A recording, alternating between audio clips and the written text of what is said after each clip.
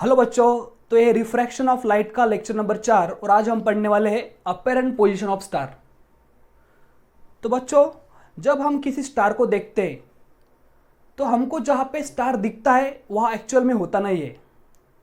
वहाँ पे हमको जस्ट स्टार अपेयर होता है, एक्चुअल में तो स्टार कोई और पोजीशन पे होता है। तो ऐसा क्यों होता है वही आज हमको पढ़ना है। तो देखो बच्चों, सपोज ये हमारी अर्थ है, दिस इज आवर अर्थ, और यहां पे स्टार है। सपोज मैंने यहां पे स्टार निकाला, तो आपको पता है हमारे अर्थ के सराउंडिंग में क्या है, एटमॉस्फेयर है ना।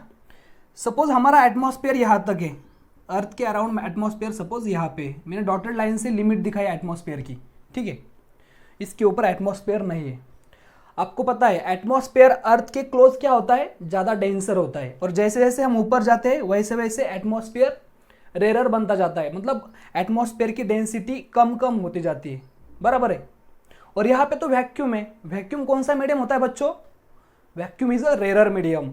लास्ट लेक्चर में मैंने आपको रिफ्रैक्टिव इंडेक्स पढ़ाया है, तो डेंसर मीडियम क्या होता है, रेयर मीडियम क्या होता है, वहाँ पे मैंने एकदम डिटेल में एक्सप्लेन किया है। तो आप वो वीडियो पहले इसके पहले देख सकते हो, ठीक है। तो यहाँ पे वैक्यूम है, यहाँ पे रेयर मीडियम है, ठीक है, रेयर। और यहाँ पे कौन सा मीडियम है, हमारा atmosphere is a denser medium. और एक बात ध्यान में रखना है कि हमारा एटमॉस्फेयर यूनिफॉर्म नहीं है, मतलब उसकी डेंसिटी अर्थ के क्लोज में ज़्यादा है, जैसे जैसे हम ऊपर ऊपर जाते हैं डेंसिटी कम होती जाती है, ठीक है। आपको पता है जो मीडियम डेंसर होता है उसका रिफ्रैक्टिव इंडेक्स ज़्यादा होता है, और जो मीडियम रेयर होता है उसका रिफ्रैक्टिव इंडेक्स कम होता है, ठीक है।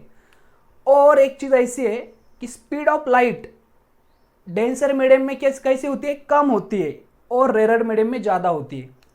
ऐसा क्यों हो रहा है, बिकॉज हमको पता है refractive index is inversely proportional to speed of light. तो जिस मीडियम का रिफ्रैक्टिव इंडेक्स ज़्यादा वहाँ पे स्पीड ऑफ लाइट कम। अभी रिफ्रैक्टिव इंडेक्स कौन सी मीडियम का ज़्यादा है, डेंसर मीडियम का ज़्यादा है, मतलब यहाँ पे स्पीड ऑफ लाइट कम होगी, और यहाँ पे रेयर मीडियम है इसलिए स्पीड ऑफ लाइट ज़्यादा होगी, ठीक है। ये सब हो रहा है because of this relation, refractive index inversely proportional to speed of light. तो अभी देखो क्या होता है, जब इस स्टार से ऐसी लाइट आती है, देखो सपोज अभी स्टार से ऐसी लाइट आ रही है,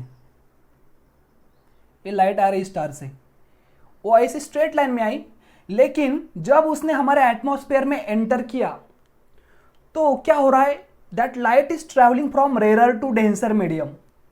अभी आपको पता है when light travels from rare medium to denser medium, बोलो क्या होता है, you can comment your answer, बोलो। इट बेंड्स टूवर्ड्स नॉर्मल, मतलब इंस्टेड, देखो अभी ये नॉर्मल मैंने निकाली, तो instead of going in a straight line, actual में तो लाइट तो ऐसे स्ट्रेट लाइन में जाना चाहिए था, लेकिन वो स्ट्रेट लाइन में नहीं जाती, इट बेंड्स टूवर्ड्स नॉर्मल, मतलब वो नॉर्मल की तरफ थोड़ी मुड़ जाती है, तो वो ऐसे जाएंगी, या ऐसे गई, ठीक है। और एक चीज ध्यान में रखो, ये जो हमारा एटमॉस्फेयर है वो यूनिफॉर्म नहीं है, उसकी डेंसिटी नीचे ज्यादा है और ऊपर ऊपर कम है, मतलब as compare to lower medium upper medium rare है और नीचे वाला मीडियम डेंसर है। तो फिर से क्या होगा, जब लाइट ऐसे आएगी तो फिर से लाइट क्या होगी, instead of going in a straight line और फिर से थोड़ी बेंड होगी, because it is travelling from rare medium to denser medium. तो ये सिलसिला चलता रहेगा और फाइनली लाइट ऐसे अर्थ पे स्ट्राइक होगी, ठीक है। अभी सपोज आप यहां पे खड़े हो, ये आपका आई है, सपोज यहां पे मैंने आपका आई निकाला, ये आई, तो हमें क्या लगता है फिर कि लाइट तो ऐसे आ रही, फिर हमें लगेगा कि लाइट ऐसे आ रही है, इधर से आ रही है, बिकॉज हमारे ब्रेन सेंस करता है light travels in a straight line.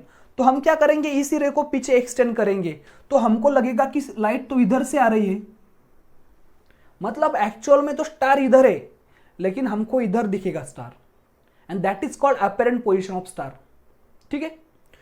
So this is about the apparent position of star. तो ये सब क्यों हो रहा है, this all happening because of changing medium. यहां पे देखो, यहां पे मीडियम क्या था, रेयर मीडियम था, यहां पे मीडियम डेंसर मीडियम है। तो जब light enters from rare medium to denser medium, it changes its path, उसकी पाथ चेंज होती है, मतलब रिफ्रैक्शन ऑफ लाइट होता है।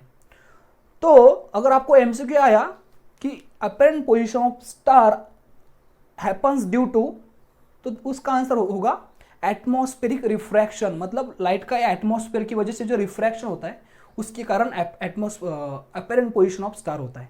ठीक है, so this is all about the apparent position of star.